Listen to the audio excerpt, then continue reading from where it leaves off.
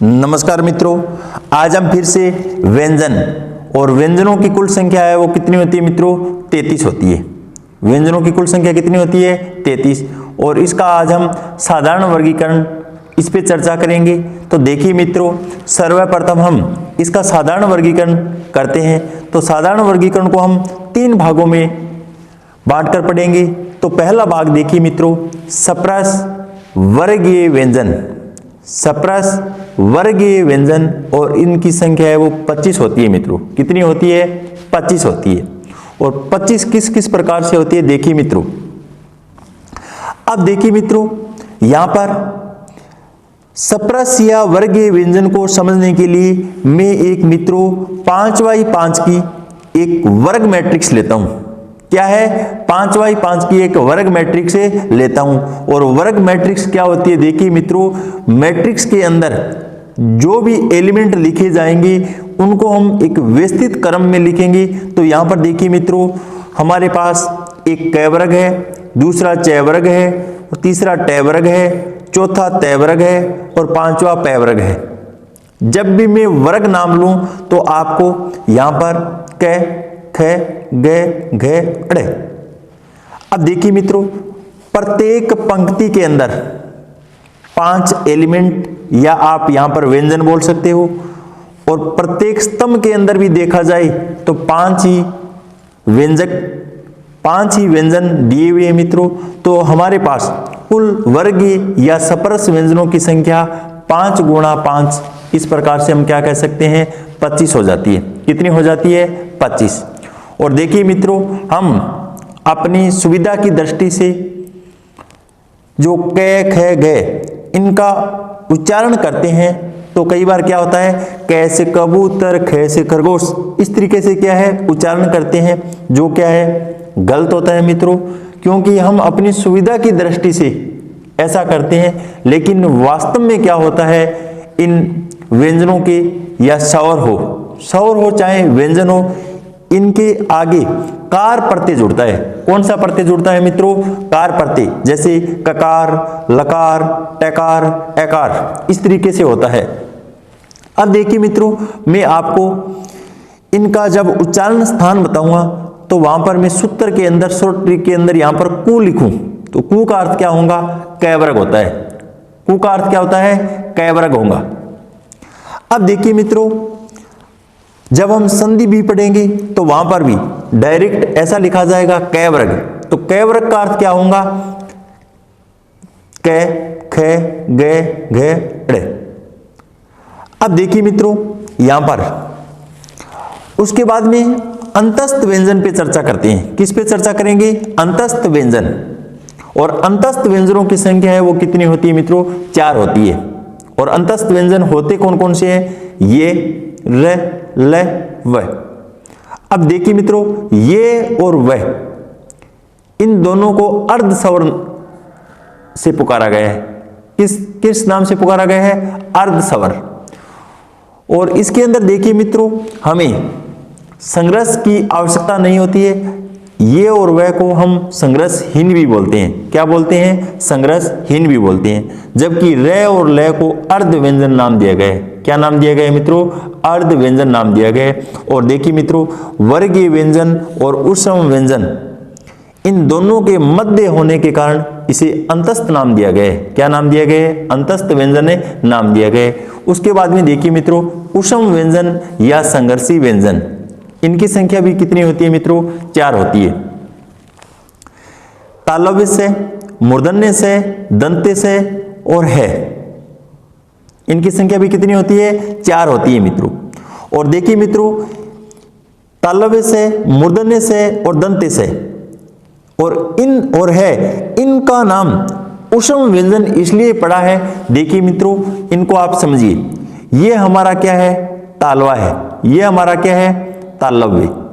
और ये हमारी क्या है मित्रों? जीवा, या हम जीव बोल सकते हैं। जब भी हम तालव्य से, मूर्धन्य से, दंत्य से और है, इनका उच्चारण करते हैं, इनका क्या है? उच्चारण करते हैं। और उच्चारण करते समय देखिए मित्रों, जीवा तालवे के निकट पहुंच जाती है।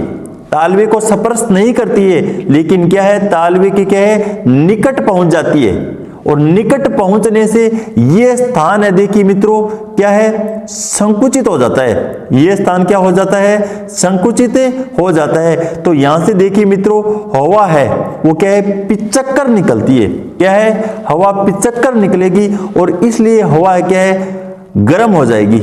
हवा क्या हो जाएगी, गर्म हो जाएगी।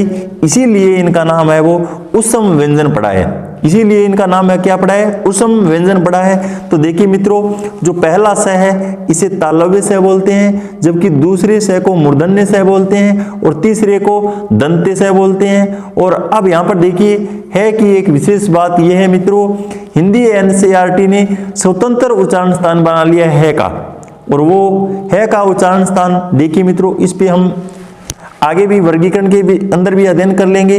लेकिन यहाँ पर देखिए इसको सवर्यंतर, अलीजीवा और कंकल्य नाम से क्या है, पुकारा जाएगा। तो इसका है का उच्चारण स्थान है। अब वर्तमान के अंदर देखिए मित्रों, सवर्यंतर, अलीजीवा और कंकल्य के नाम से क्या है, पुकारा जाएगा। उसके बाद में देखिए मित्रों, व्यंजनों का वर्गीकरण और व्यंजनों के वर्गीकरण, और इसको हम दो आधारों पे चर्चा करेंगे, या हम ऐसे भी बोल सकते हैं मित्रों, वर्णों के वर्गीकरण के आधार दो होते हैं। इनके आधार है वो कितने होते हैं, दो होते हैं। चाहे स्वर हो चाहे व्यंजन हो, इनके आधार दो होते हैं। एक तो पहला तो होता है उच्चारण स्थान और प्रयत्न और प्रयास के आधार पर। उच्चारण स्थान, प्रयत्न, प्रयास के आधार पर। तो उच्चारण स्थान वो होते हैं, देखिए मित्रों, जैसे हम कंठ, तालवा, मूर्धन्य, दंते, ओष्ठे, और इसकी डेफिनेशन हमने पूर्व वीडियोज के अंदर पढ़ी भी है मित्रों। आज हम उच्चारण स्थान के आधार पर व्यंजनों को कितने भागों में बांटा गया है, इस पे विस्तार से चर्चा करेंगे। लेकिन देखिए मित्रों, प्रयत्न और प्रयास के आधार पर व्यंजनों को तीन भागों में हम पढ़ेंगे, और इसका अध्ययन अगले वीडियोस के अंदर करेंगे। लेकिन इसके उपभाग देख लेते हैं एक बार मित्रों। यहाँ पर प्रयत्न और प्रयास के आधार पर इसको हम तीन भागों में बांटकर पढ़ेंगे। पहला भाग होगा स्वर तंत्रियों में कंपन के आधार पर। क्या है, कंपन बोल दीजिए या घोष बोल दीजिए मित्रों। इस आधार पे इसको हम दो भागों में बांटकर पढ़ेंगे। पहला ए घोष होगा और दूसरा क्या होगा, स घोष होगा। तो यहां पर हम ए घोष और स घोष का, ए घोष और स घोष। दूसरा देखिए मित्रों, समास या प्राण वायु के आधार पर, और इनको कितने भागों में बांटा गया है, दो, अलप प्राण और महाप्राण। अलप प्राण और महाप्राण। जबकि इसका तीसरा प्रकार है, उसके अंदर देखिए मित्रों, जीवा के अवरोध या उच्चारण के आधार पर इसको हम 8 उप भागों के अंदर के बांटकर अध्ययन करेंगे। तो देखिए मित्रों, एक बार हम उच्चारण स्थान के आधार पर व्यंजनों का वर्गीकरण पढ़ते हैं। तो इसको पढ़ने से पूर्व देखिए मित्रों, हम प्रायोगिक तौर पर देखते हैं कि हमें क्रमिक रूप से कौन कौन से उच्चारण स्थानों से कौन से व्यंजनों का उच्चारण करना होगा। तो एक बार देखिए मित्रों, अब यहां पर देखिए मित्रों, मेरे पास एक मानव की आकृति है, और देखिए मित्रों, मानव की आकृति के अंदर यहां पर सर्वप्रथम यहां पर ये मानव का क्या है, एक मुख है, और मानव के मुख के अंदर देखिए मित्रों, यहां पर ये और ये ऊपरी दांत और निचले दांत। और उसके बाद में देखिए मित्रों, दांत के ठीक ऊपर जो हमारे दांत चुभे हुए होते हैं वो कहां पर होते हैं, मसूड़ों के अंदर होते हैं। इसे हम मुर्दा बोलते हैं। क्या बोलते हैं, मुर्दा बोलते हैं। और मुर्दा से ठीक ऊपर ये हमारा क्या होता है मित्रों, तालवा होता है, जिसे हम तालव्य भी बोल सकते हैं। क्या बोल सकते हैं, तालव्य। उसके बाद में देखिए मित्रों, यहां पर हमारे क्या होते हैं, नासिका छिद्र, और उसके बाद में क्या होता है, कांकल्य होता है, और उसके बाद में ये हमारे क्या है मित्रों, कंठ है। ये हमारे क्या है, कंठ है। और यहां पर क्या है मित्रों, ओष्ठ या होठ बोल दीजिए।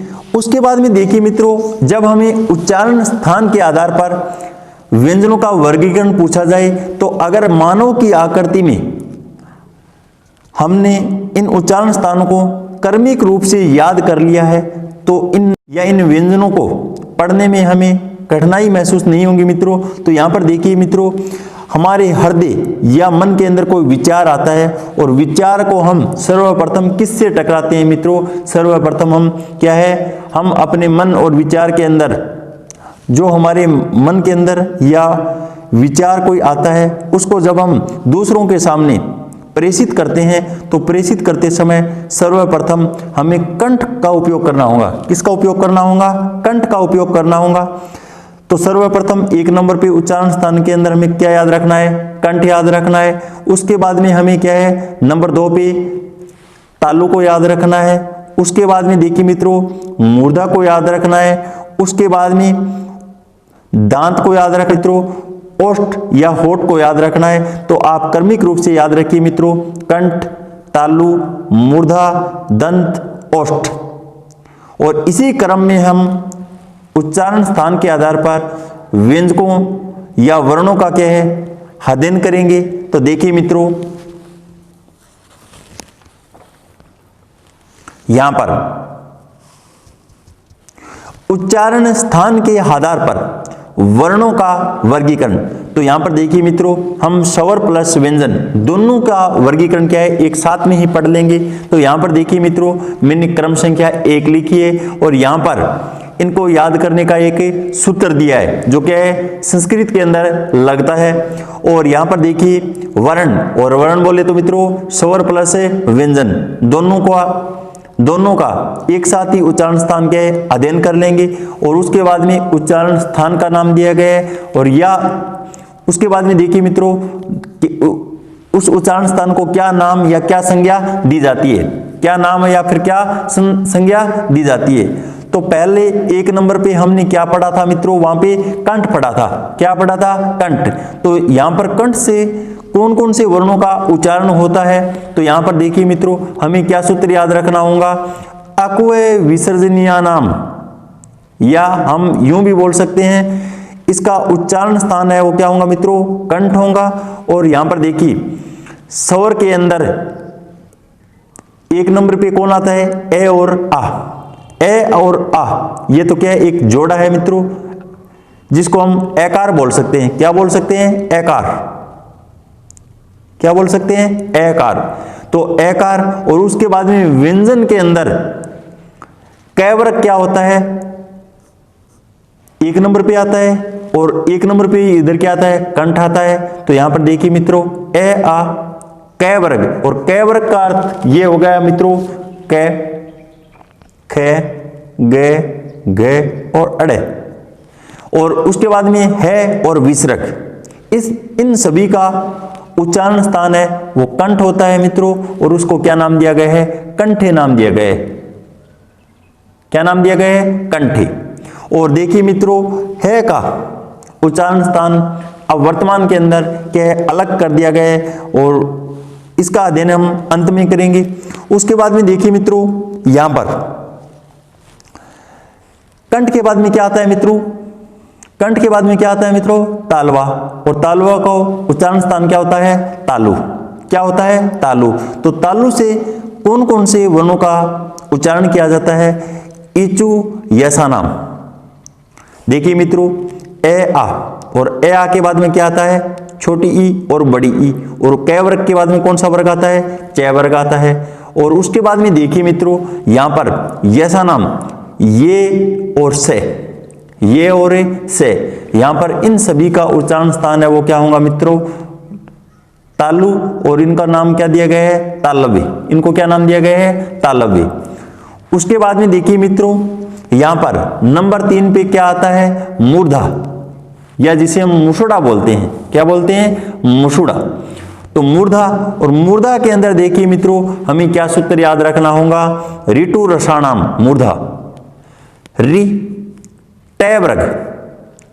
नंबर 3 पे कौन सा वर्ग आता है मित्रों, टै वर्ग आता है। तो इधर भी नंबर 3 पे कौन आता है, मूर्धा आता है। तो 3 का संबंध 3 से इधर रखिए। और उसके बाद में देखिए मित्रों यहां पर जो कंठ होता है उसके अंदर तो केवल ए आ और है और विसर्ग आता है। और यहां पर तालु से क्या है मित्रों, ये रे ले, इस तरीके से ये क्या है जो अंतस्थ व्यंजन है और ऊष्म व्यंजन है वो क्रमिक रूप से एक एक क्या है जुड़ते जाएंगे। तो यहां पर अंतस्थ व्यंजन का पहला ये और उष्म व्यंजन का पहला से यहां पर लिख दिया जाएगा, और यहां पर अंतस्थ व्यंजन का रे और उष्म व्यंजन का से यहां पर आ जाएगा।